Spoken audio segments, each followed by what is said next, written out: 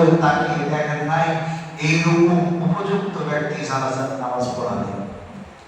4 নম্বরে বললেন, হযরত বলে গেছে কি ওই লোক আমার জানাজার নামাজ পড়াবে, এত ইবাদত গুজার হবে, এত নফল ইবাদত গুজার হবে, ফরজ ইবাদত গুজার হবে যে তার জিন্দেগিতে কোনোদিন আসরে সুন্নত কাজা হয় নাই।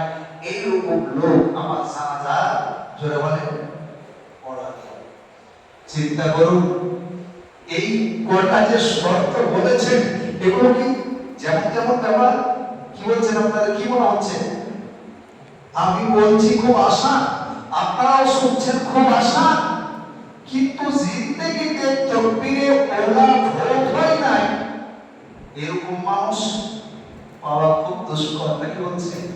জিন্দেগিতে তাহাজ্জুদ কাজা হয় নাই এরকম মানুষ পাবেন কোথায়? জিন্দেগিতে গায়ের মাহবুবের দিকে তাকাই নাই, খারাপ নজরে, তারপরে আসরের ফরজ নামাজ তো দূরের কথা, আসরের সুন্নত জিন্দেগিতে কাজা হয় নাই, এইরকম লোক জানাজার নামাজ পড়াবে।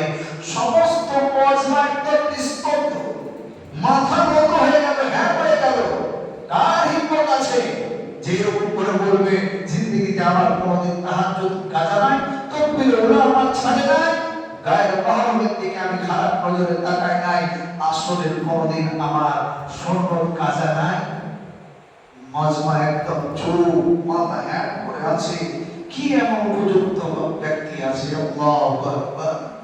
আমি তো পড়ে মোতালা করে অবাক হয়ে গেলাম যে সত্যি চলে এলেন একজন, চোখের পানি ফেলতে ফেলতে, কান্না করতে করতে চলে এলেন।